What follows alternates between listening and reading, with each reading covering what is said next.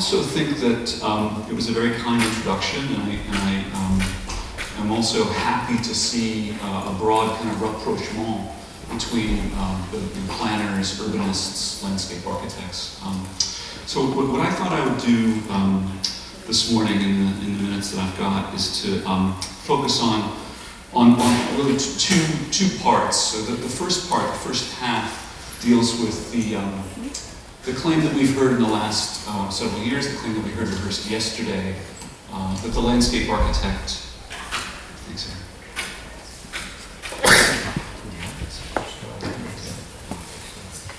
Great, thanks.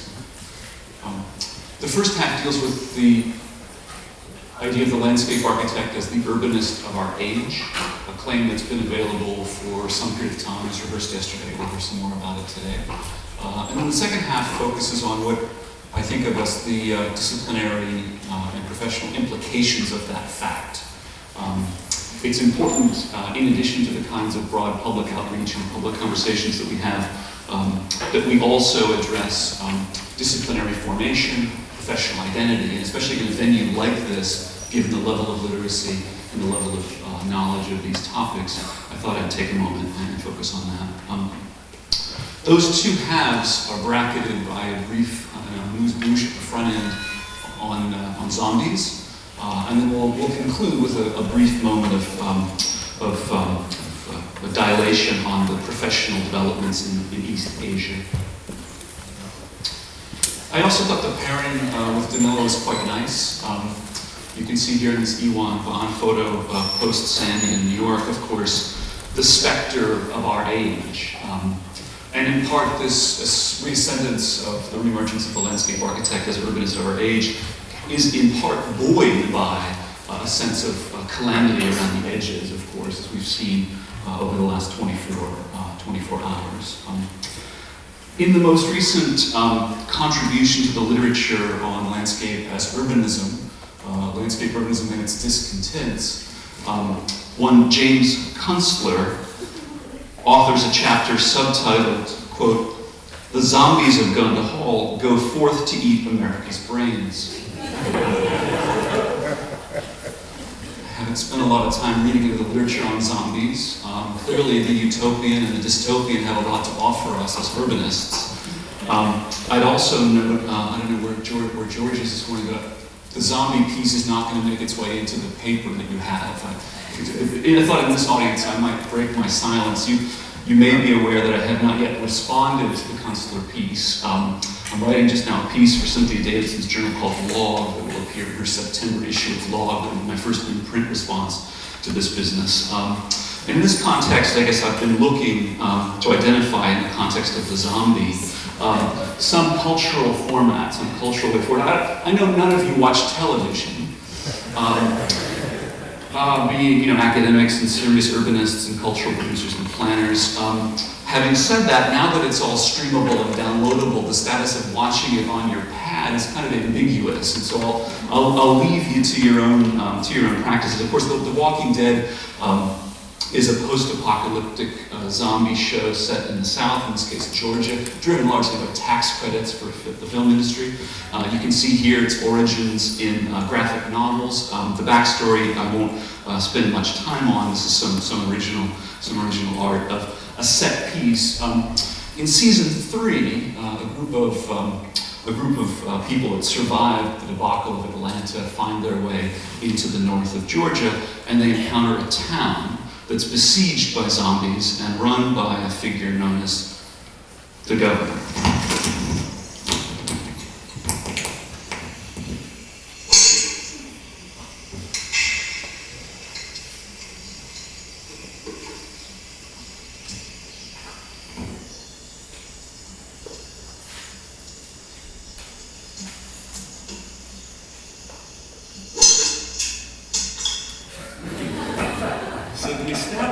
The establishing shots that you see there establish Woodbury, Georgia, as a kind of new urbanist paradise, sitting within the fortification of this besieged little town. And then later in season 3, you get to see more of the context of Woodbury, in which some semblance of normality, a sense of the kind of life that we feel we may have lost is represented very evocatively. It's here embodied in the idea of cold beverages and refrigeration, cold chain. Ultimately, however, behind the scenes, of course, we turn ultimately back to the governor who's conspiring to consolidate his hold over this territory. And it's the figure of the governor who tells us more about ultimately why it is that Woodbury's been so successful and how it was he was able to consolidate his control over the population.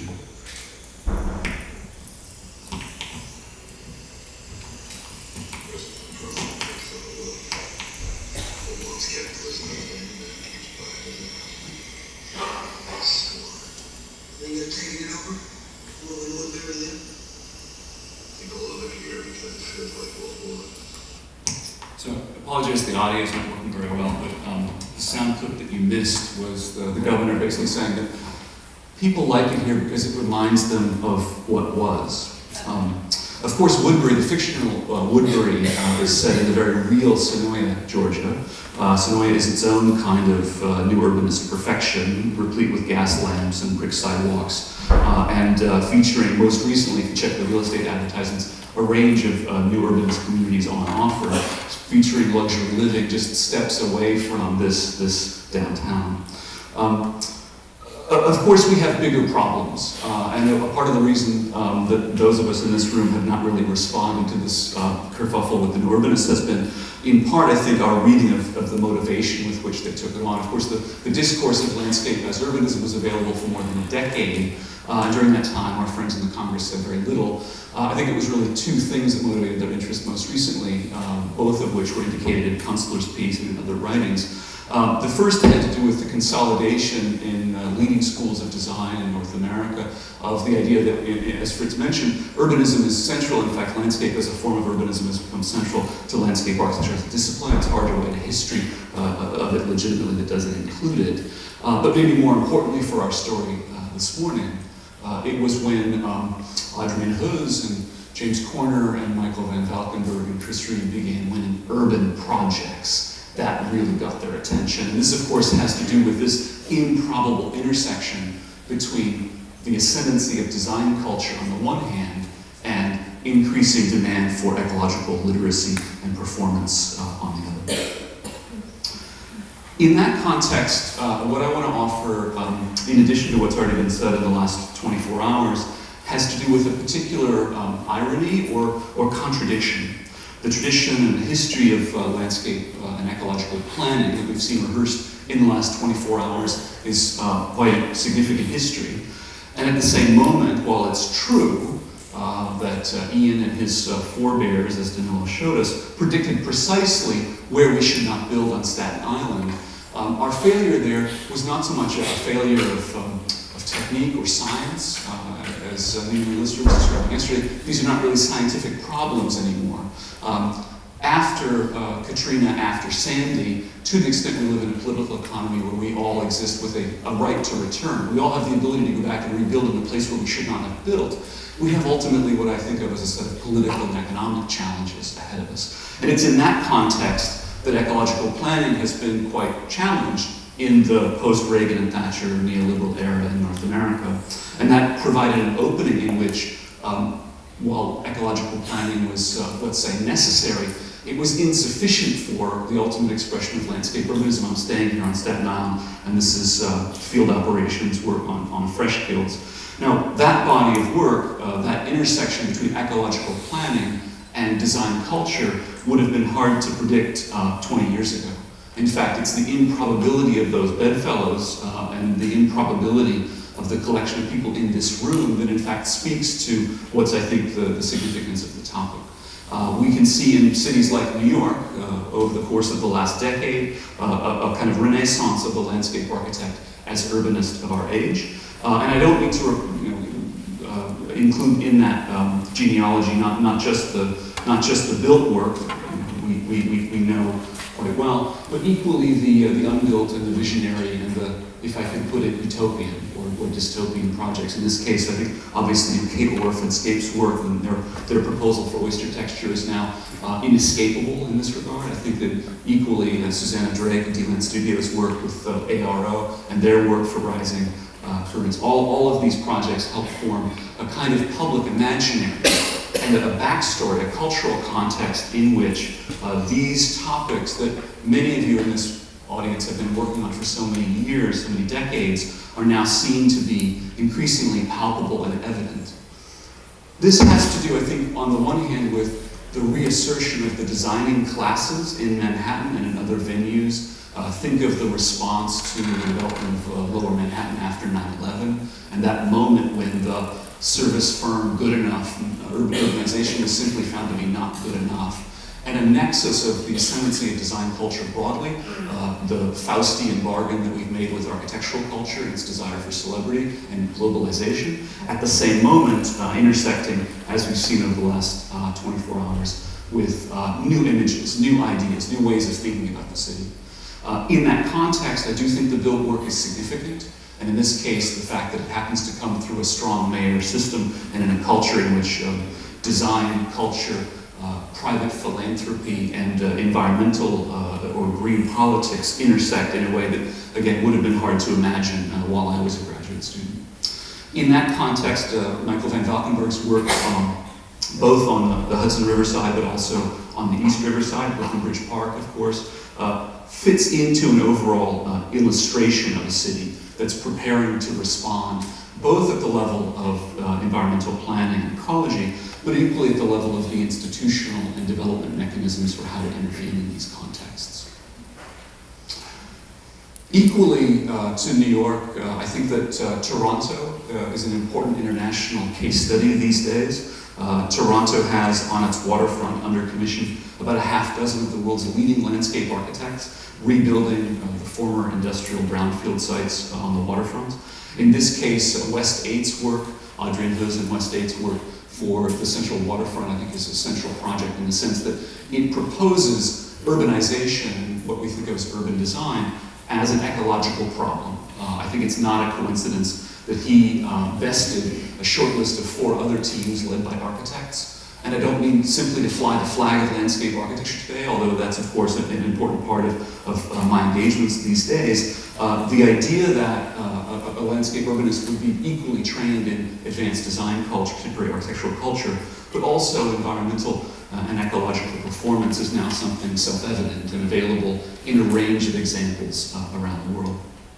In a series of case studies internationally over the last decade, we see projects such as this, the Lower Don River in Toronto, in which the landscape urbanist is no longer simply responsible for parks and set-asides of greenways and ecological corridors, but is increasingly, him or herself, responsible for urban form.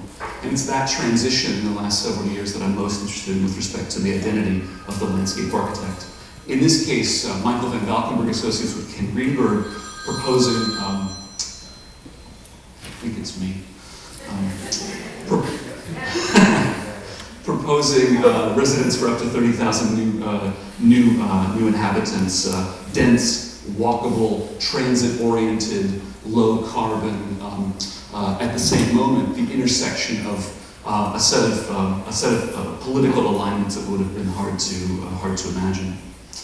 As Nina Marie Lister described yesterday, of course, the planning of Toronto was originally divided into a range of silos. Among those silos, we had the old Greens, many of them students of Ian McHarg. Of course, Michael Huff was one of the early graduates of the McHargian era at Penn. And Michael Huff came to Toronto with a cohort of his colleagues, organized the Toronto Region Conservation Association, the TRCA, to be responsible for the watershed areas of the ravines and those set aside the hazard lands that you referred to yesterday. It's the Waterfront Toronto's design competition process that put those post-68 environmental planners and Greens in an alignment with new development, design culture, private philanthropy that produced the Lower Don River competition, which I think was among the most important North American exemplars. In this regard, Chris Reed's proposal as a finalist for that project we saw a bit of yesterday, and the idea of an ecologically induced urbanism is again widely available internationally.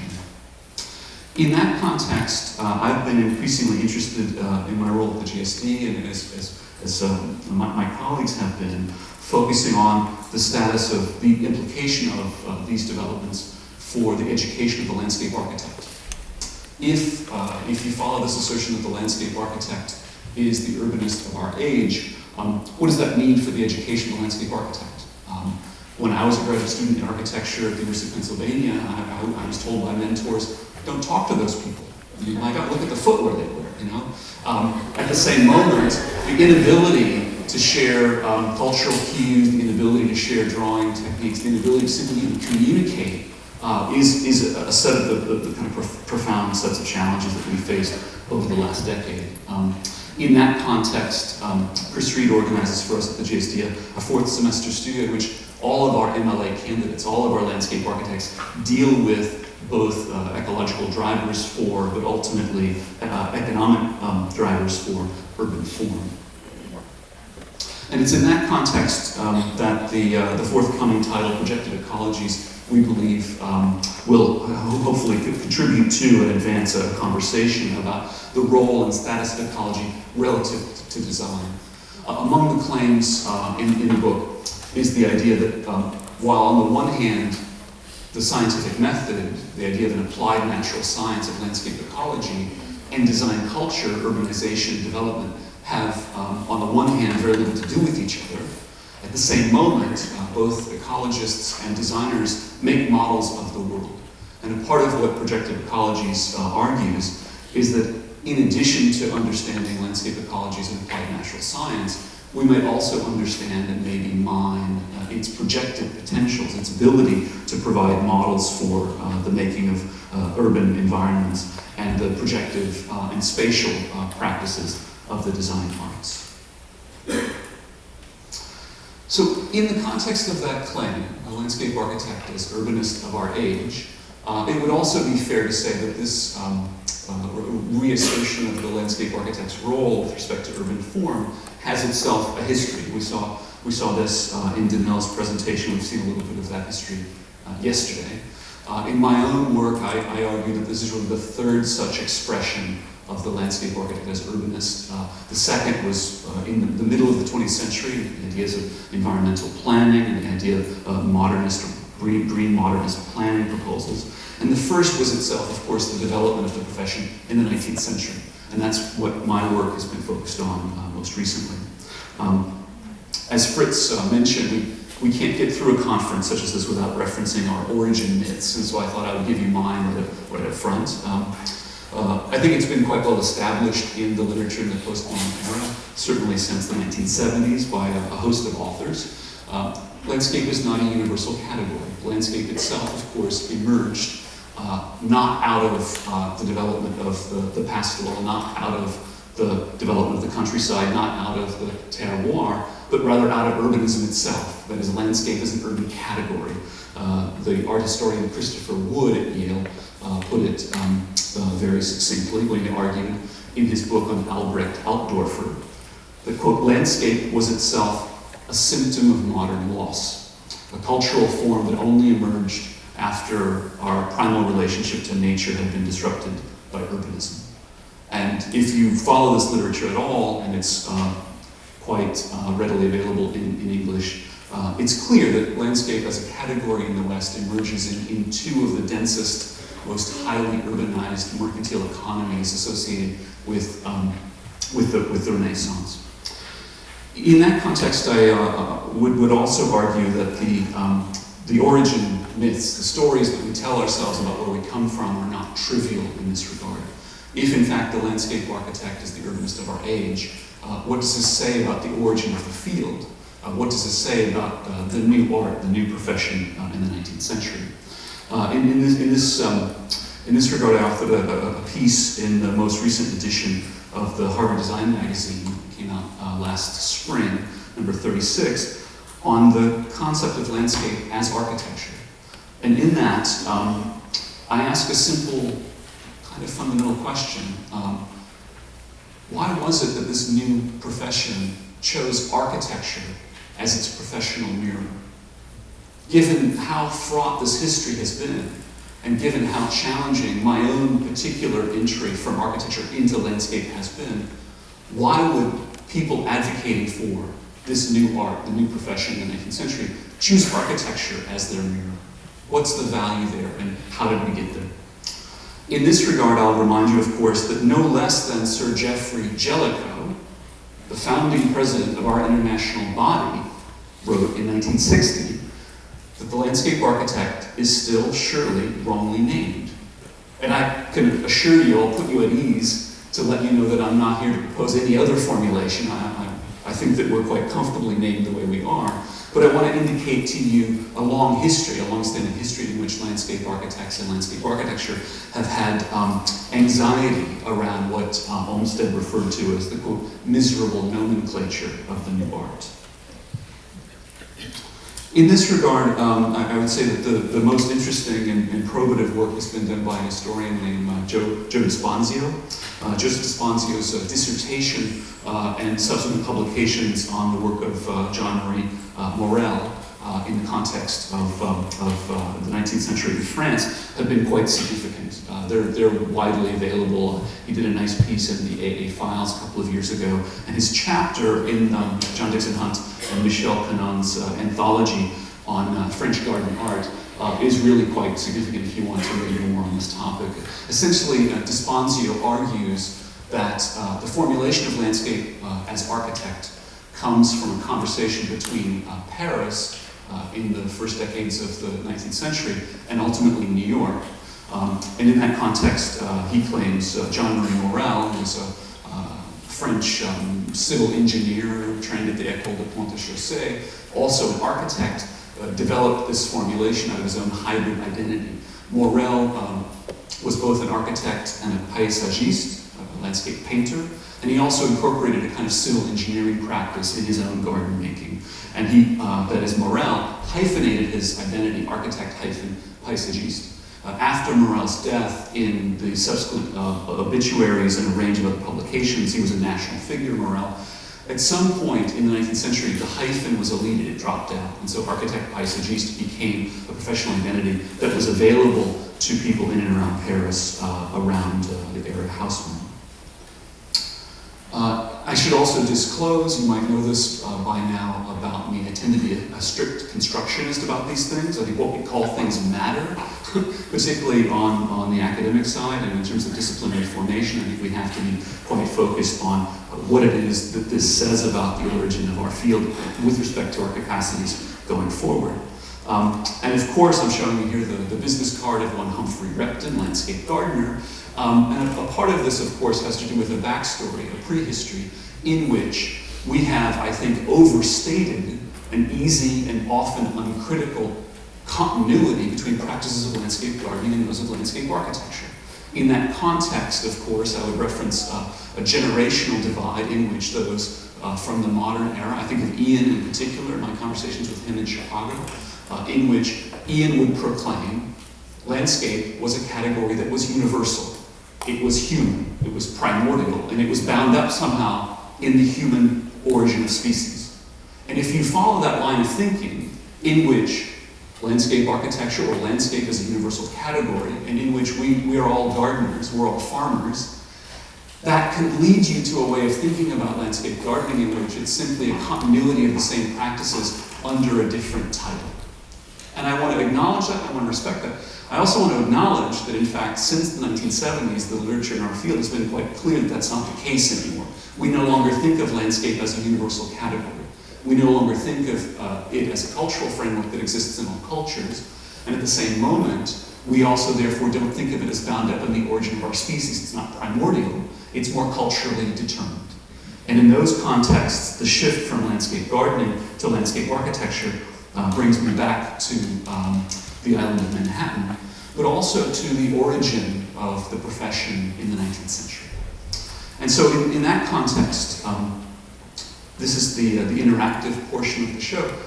Who can give me the first commission for a work of landscape architecture in the context of North America? And this seems to be it's one of those, fundamental kind of baseline questions, stumbling into the field from architecture, I find that I allow myself to ask.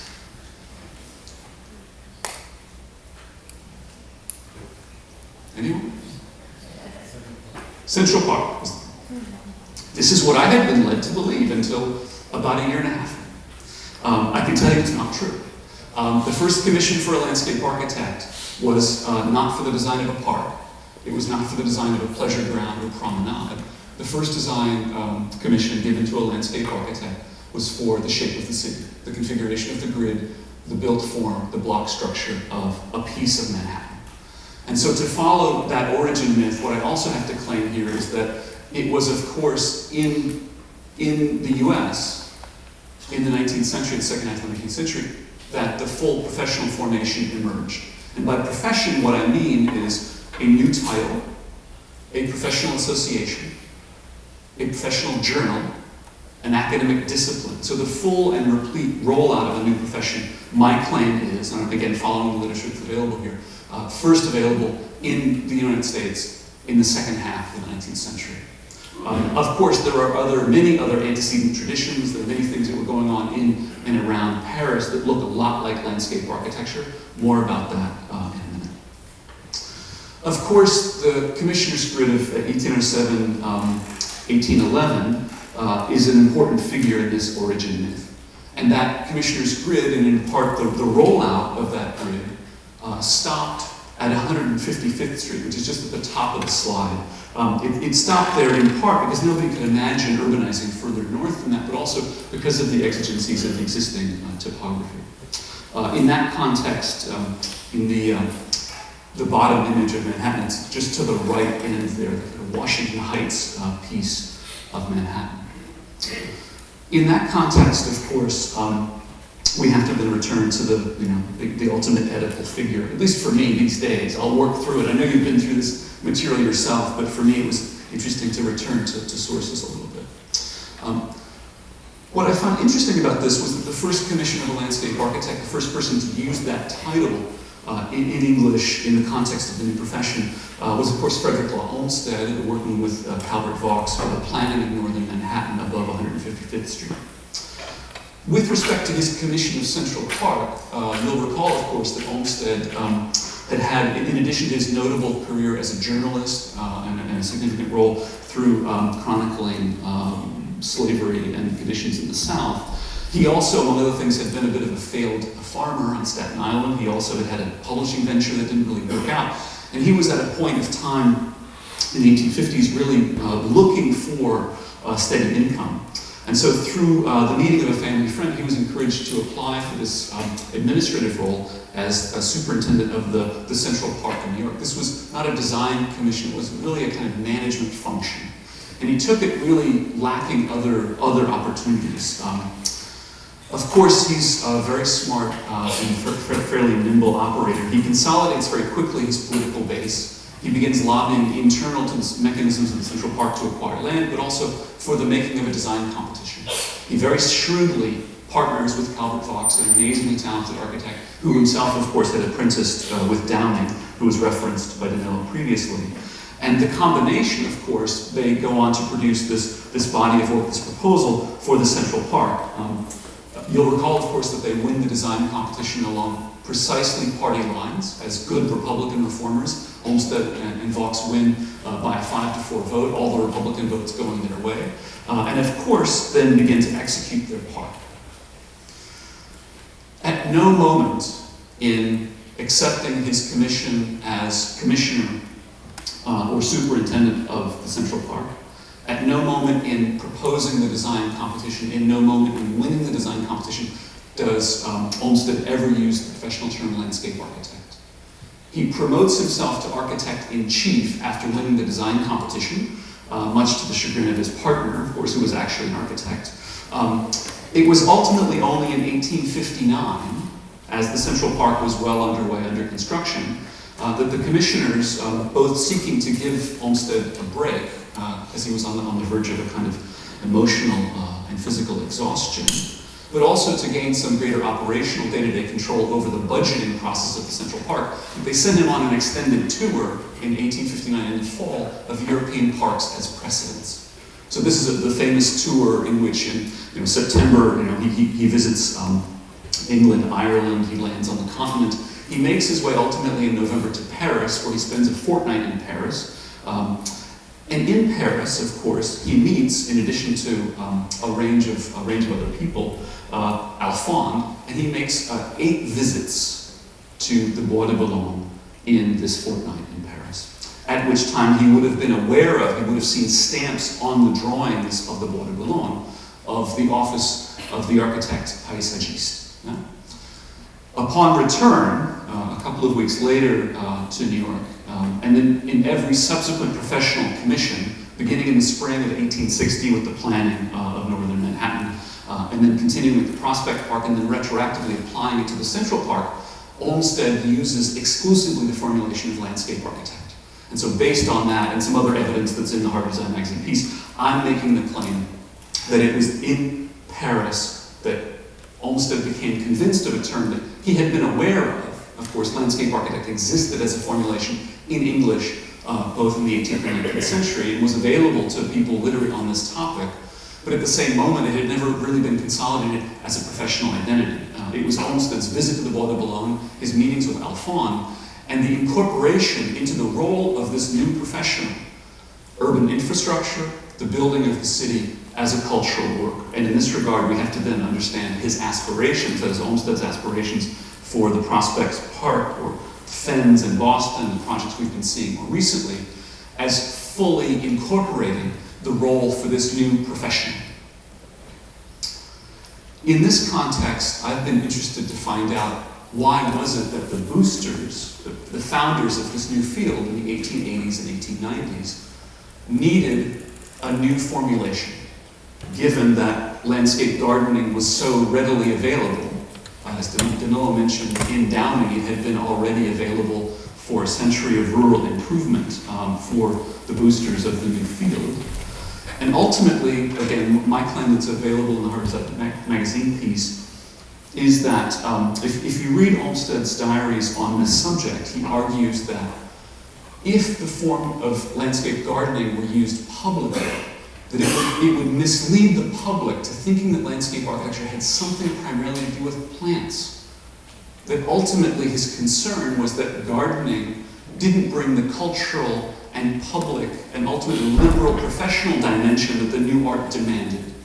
And in that context, Olmsted's greater fear over time was not so much that architecture would put us in the shadows or somehow outshine us. What was rather quite the contrary, that the new art would not be taken seriously as a cultural and liberal profession. In this context, the foundation of the ASLA in the late 1890s, it invited membership by, importantly here, quote, either landscape gardeners or landscape architects, because the population of the founders of the ASLA were quite open-minded about either, and in fact split amongst themselves. If you read through this literature, there were many, many proponents of the new art who argued for landscape gardening, but it was ultimately Olmsted's stature, but also the fact that he was so definitive that the field, the new profession, needed the cultural frisson, the buoyancy of what we now describe, or I describe as design culture. Without that, we would be lost and we'd be mucking around, of course, with things in the mud. Of course, in that context, the fact that landscape architecture had a set of urban commitments beginning in the 19th century propelled the new field to become a venue for the discussion of the contemporary city.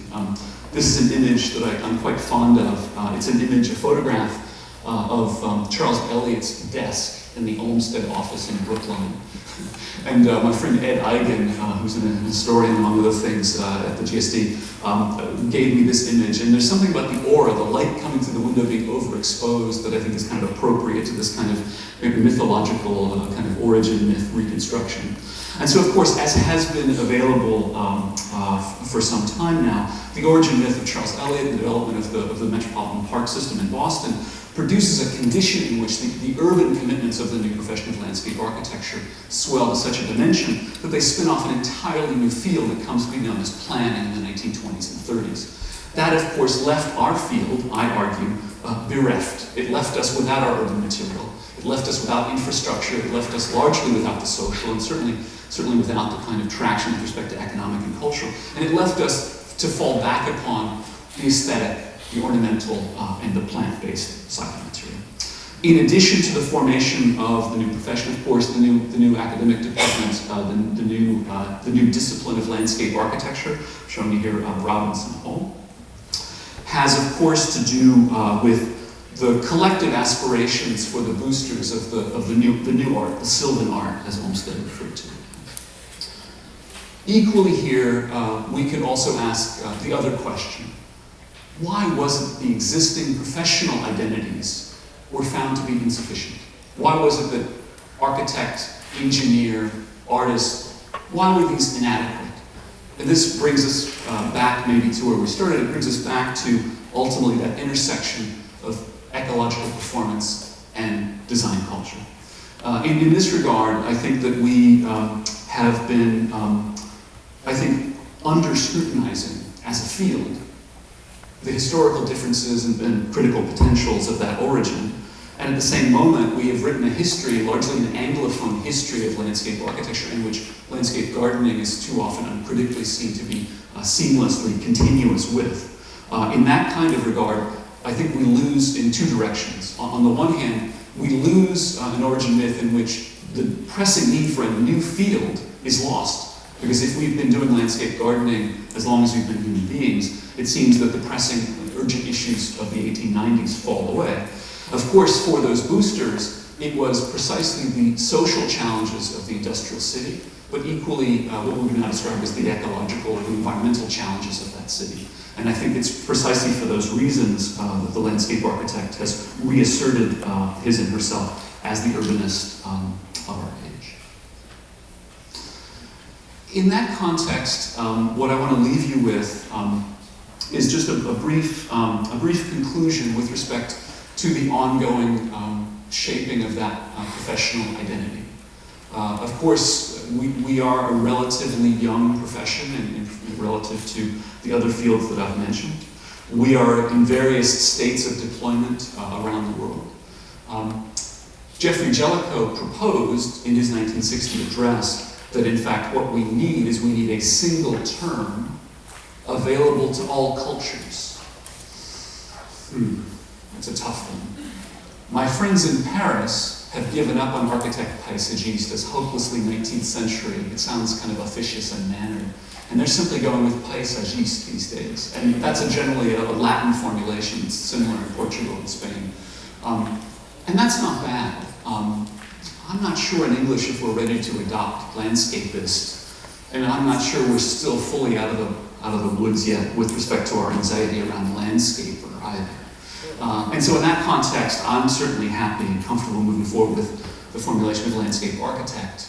Having said that, if what I've said is true, and I think it is, it means that the diaspora of these professional aspirations globally open up a whole set of new interesting questions, intellectually and practically.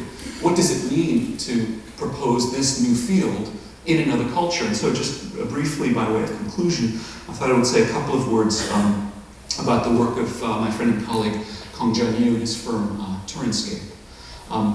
If it's true that landscape emerges out of mercantile economy in the West, and landscape architecture emerges in the 19th century in Paris and New York as a response to urbanization, what does it mean for an East Asian culture that doesn't have precisely the same term or concept? In this regard, of course, the fact that Kong Jian was the second son born to peasants and then made his way through an entrance examination just at the moment of the economic opening of Deng Xiaoping into Beijing Forestry University. And there he was availing himself of books in the library in English by the likes of Ian McHarg and Carl Steinitz and Richard Foreman is not trivial. The fact that he would then, following his doctoral work, engage in a generationally significant knowledge transfer, bringing back our best knowledge about ecological planning, our best knowledge about GIS, our best knowledge about the relationship between ecological planning and urbanization. and then propose a plan for the ecological security of China. I mean, this for me is among the most compelling and the most propitious aspects of this work. While on the one hand, in North America, we seem to have lost the capacity to think in this level of utopianism, or this level or scale of ambition. We seem to have been ground down into incremental, modest interventions at the scale of the project. In China, with the formulation of the new profession, and I take Turinscape to be the first professional organization of its kind in China, the fact that Kang Jianyu lands in China, and the first thing that he does on his return is he writes a little pamphlet called Advice to Mayors, and he makes 500 copies, and he distributes them to every mayor. And in a culture in China where being a mayor is somehow meritocratically rewarded by being promoted to being mayor of a larger city, a different formulation, it's had an enormous impact in the last several decades for educating political leadership. And I'll leave Kang Jian to describe the status of his national ecological security plan for China with respect to the national and state party apparatus. But for me, the idea that through this knowledge transfer and the formulation of the landscape architect as a new profession in China, I think there's an extraordinarily important window of opportunity available. The other thing that one should mention, of course, is in addition to that tradition of ecological planning and the landscape architect as planner, we equally see in the context of East Asian development and through the work of Kang Jianyu a set of transformations within typology. I tend to take a long view with respect to questions of type. I believe that in our field, type doesn't change that often. It's a bit like genetic mutation.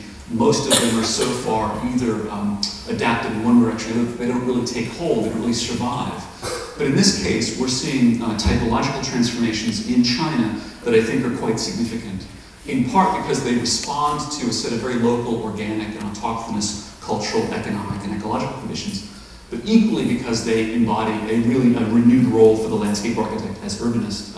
In this regard, you've all seen the Shenzhen Jiangsu University, the Bryce campus. This is now something that's canonical. The idea of a cultural space that is not only cultural but also productive.